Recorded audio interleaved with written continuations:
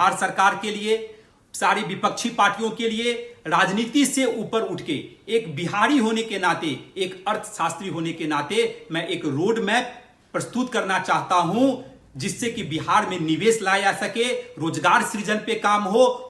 मैंने बिहार सरकार से भी आग्रह किया कि जिन श्रमिक भाइयों की घर वापसी हो चुकी है उनको भी अविलंब रोजगार देने की जो जरूरत पड़ेगी। 100 करोड़ तक के सरकारी योजनाओं को, खासकर जो इंफ्रास्ट्रक्चर वर्क है, उसको आप टेंडर मुक्त करने का काम कीजिए। नमस्कार, आप देख रहे हैं लाइव सिटीज और मैं हूं आपके साथ साहेब अली। रालोसपा नेता माधव आनंद जो हैं वो काफी ज्यादा चिंतित हैं बिहारियों के एक बार फिर से पलायन को लेकर के। मुख्यमंत्री नीतीश कुमार को, केंद्र सरकार को सुझाव उन्होंने दिया है एक अर्थशास्त्री होने के नाते। सुनिए। बिहार में 1990 से लेके 2020 लगभग 30 साल में जितनी भी सरकारें रही हैं उनकी प्राथमिकता में रोजगार सृजन, निवेश बिहार में कैसे लाया जाए, कल कारखाने बिहार में कैसे लगे, प्राथमिकता में नहीं रहा।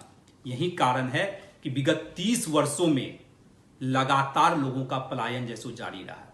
चाहे स्किल्ड लेबर की बात हो या अनस्किल्ड लेबर की बात हो या उच्च शिक्षा प्राप्त जो लोग थे, जो मल्टीनेशनल कंपनी में काम करने के लिए बाहर चले गए, सब पलायन करने के लिए मजबूर हुए। आज इस कोरोना पेंडेमिक और इकोनॉमिक पेंडेमिक से हर प्रदेश की सरकार जूझ रही है। खासकर बिहार की सरकार जो सीमित संसाधनों वाली सरकार है, उनकी मजबूरी तो कुछ ज्यादा ही है। इसीलिए एक अर्थशास्त्री होने के नाते मैं दलगत भावनाओं से ऊपर उठ के केंद्र सरकार से आग्रह किया कि बिहार को आप एक विशेष आर्थिक पैकेज 1.50 लाख करोड़ का जैसे देने का काम करें, जिससे बिहार की सरकार इस कोरोना पेंडेमिक और इकोनॉमिक पेंडेमिक से सही तरह से जैसे लड़ सके।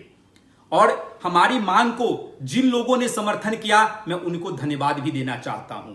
डबल इंजन की सरकार है, बिहार के लोगों की अपेक्षाएं भी है कि केंद्र की सरकार निश्चित रूप से बिहार को एक विशेष आर्थिक पैकेज दे जिससे बिहार को जैसो विकास के रास्ते पे जैसो लाया जा सके। साथ ही साथ मैंने बिहार सरकार से भी आग्रह किया कि जिन श्रमिक भाइयों की घर वापसी हो चुकी है उनको भी अविलंब रोजगार देने की जो जरूरत पड़ेगी, क्योंकि जिस मानसिक पीड़ा से वो 2 महीने में गुजरे हैं, निश्चित रूप से अब वो अपने ही प्रदेश में रहने की जैसे उनकी इच्छा है, वो नहीं जाना चाहेंगे, और जाना भी चाहेंगे तो मेंटली प्रिपेयर होने में 1-2 साल लग सकता है।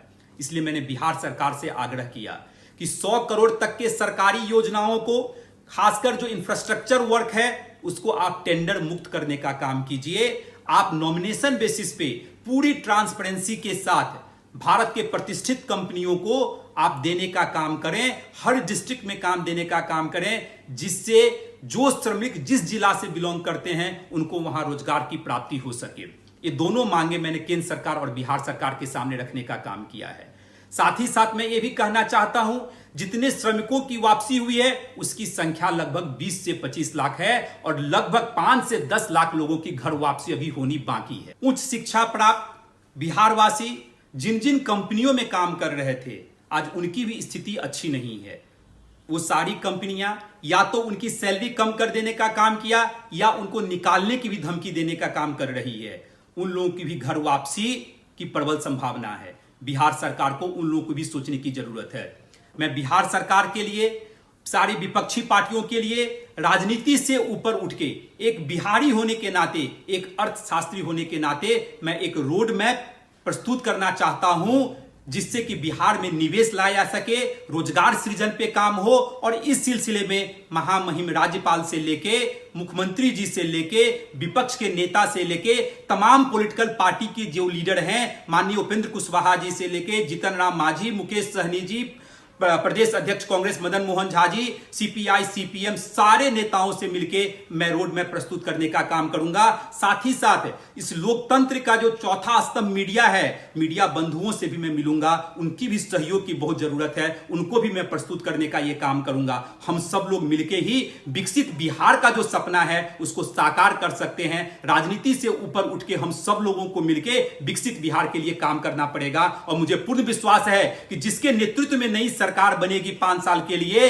निश्चित रूप से उस रोड मैप को अमली जामा पहनाने का काम करेगी और बिहार में रोजगार सृजन और निवेश पे काम होगा। तो आपने सुन लिया, एक सियासतदान नहीं बल्कि एक अर्थशास्त्री होने के नाते वो बता रहे हैं कि क्या कुछ करना चाहिए।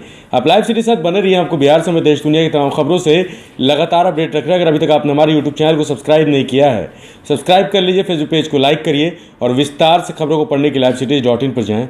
धन्यवाद। बिहार सरकार के लिए, सारी विपक्षी पार्टियों के लिए, राजनीति से ऊपर उठ के एक बिहारी होने के नाते, एक अर्थशास्त्री होने के नाते मैं एक रोड मैप प्रस्तुत करना चाहता हूं, जिससे कि बिहार में निवेश लाया जा सके, रोजगार सृजन पे काम हो।